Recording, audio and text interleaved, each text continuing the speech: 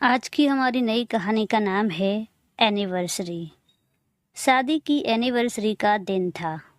नीरज और कविता एक दूसरे से नाराज़ थे। कुछ देर पहले ही दोनों में किसी बात को लेकर बहस हुई और यह नाराज़गी बस उसी का नतीजा थी। उन दोनों की शादी को आज 5 साल पूरे हो चुके थे। 5 साल में नीरज और कविता का प्यार धुंधला होने लगा था।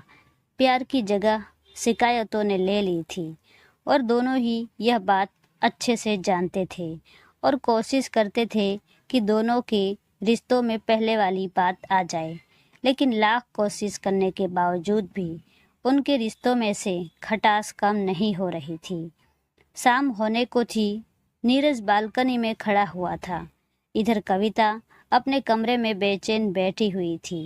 उसने एक फैसला किया और फिर बालकनी में नीरज के पास आई। नीरज को एक डायरी देते हुए बोली, मैं रोज़ के झगड़ों से परेशान हो चुकी हूँ। मुझे लगता है कि हम दोनों में कुछ खामियां हैं जिन्हें हमें दूर करना होगा। कितने दिनों से हम दोनों पति पत्नी एक साथ होते हुए भी बिल्कुल अजनबियों की तरह ज़िंदगी गुजार रहे हैं। हमें अपनी शादी बचाने के लिए खुद को एक मौका देना चाहिए। इसलिए मैं चाहती हूँ अगले 1 साल में मुझ में जो भी कमियाँ तुम्हें दिखाई दे तो तुम इस डायरी में लिख लेना। और मैंने अपने लिए भी एक ऐसी ही डायरी ली है जिसमें तुम्हारी कमियाँ मैं लिखा करूँगी। ठीक 1 साल बाद यानी 6वीं एनिवर्सरी पर हम दोनों एक दूसरे की डायरी पढ़ेंगे और इसमें जो कमियाँ लिखी होगी उसे हम सुधारने की कोशिश करेंगे। अगर यह हमने नहीं किया तो हमारी शादी अब ज़्यादा दिन तक टिक नहीं पाएगी। नीरज दूसरी तरफ देख रहा था, कविता की बातें सुन रहा था और फिर एक नज़र कविता की तरफ देखते हुए वह तैयार हो गया। फिर डायरी लिखने का, गलतियाँ लिखने का यह सिलसिला रोज़ चालू हो गया। दोनों अपनी डायरी छुपा कर रखा करते थे। ऐसे ही वक्त गुजरता गया और 1 साल बीत गया। 6वां मैरिज एनिवर्सरी भी आ गया। वादे के मुताबिक दोनों अपने अपनी डायरी लेकर एक दूसरे के सामने बैठ गए। पहले कविता ने बिना देर किए अपने पति नीरज की तरफ डायरी बढ़ा दी। नीरज ने डायरी ली और पन्ने पलटने लगा। पहले पन्ने पर लिखा था, तुमने मेरे बर्थडे पर विश नहीं किया, मुझे बहुत बुरा लगा। शादी के बाद हर पत्नी चाहती है कि उसका पति सबसे पहले उसको विश करे और जन्मदिन की बधाई दे। लेकिन सबसे पहले तो छोड़ो, तुमने तो मुझे विश ही नहीं किया। क्या तुम्हें अपनी पत्नी को जन्मदिन की बधाई नहीं देनी चाहिए थी?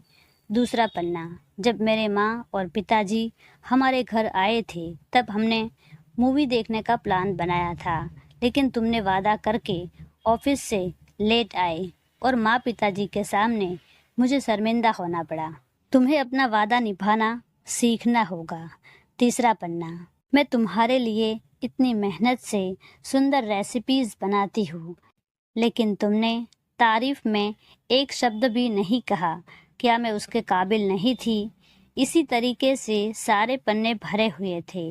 लास्ट में लिखा हुआ था, मुझे उम्मीद है कि अब तुम गलतियाँ नहीं करोगे।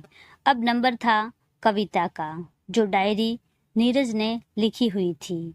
नीरज ने लिखी हुई डायरी पढ़ने का टाइम था। कविता ने पति की डायरी ली और डायरी के पन्ने पलटने लगी। पहला पन्ना खाली, दूसरा पन्ना खाली, तीसरा पन्ना भी खाली।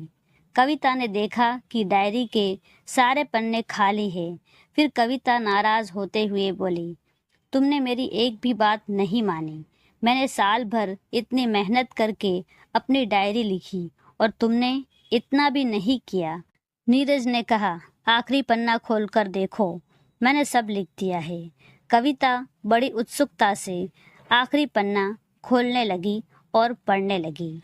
उसमें लिखा था, डियर, चाहे मैं तुमसे कितनी भी शिकायतें करूं, कितनी ही बहस कर लो, सच तो ये है कि मैं तुम्हारा दिल से आभारी हूँ, जो कि इतने सालों में तुमने मुझे और मेरे परिवार को बहुत प्यार किया। इसलिए इस डायरी में लिखने के लिए मेरे पास कुछ नहीं है।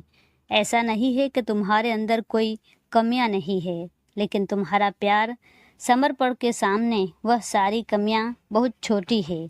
मेरे अंदर हजारों कमियां हैं, लेकिन उसके बावजूद तुम मेरी परछाई बनकर मुझे हमेशा सपोर्ट करती हो, मेरे साथ हमेशा खड़ी रहती हो।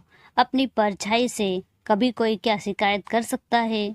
तुम जो भी हो, जैसी भी हो, मैं तुम्हें बहुत प्यार करता हूँ और इसी तरह से लड़ते झगड़ते और प्यार करते करते अपनी सारी ज़िंदगी मैं तुम्हारे साथ गुजारना चाहता हूँ। उम्मीद है कि तुम इसी तरह मुझे और मेरे परिवार को प्यार करती रहोगी। कविता की आंखों में से आंसू डायरी के पन्ने पर टप टप करके गिरने लगे। कविता ने डायरी को एक कोने में फेंका और साथ में वह सारी शिकायतें भी। वह अपने पति नीरज से लिपट गई। नीरज और कविता ने फैसला किया कि वह जैसे है वैसे ही एक दूसरे को स्वीकार करेंगे, अच्छाइयों के साथ, एक दूसरे की कमियों के साथ और ढेर सारे प्यार और तकरार के साथ। सो फ्रेंड्स, ये कहानी अगर आपको अच्छी लगी हो तो लाइक करना और शेयर करना ना भूलें। मिलते हैं ऐसी ही इंटरेस्टिंग स्टोरी के साथ, तब तक अपना ख्याल रखें। Thank you.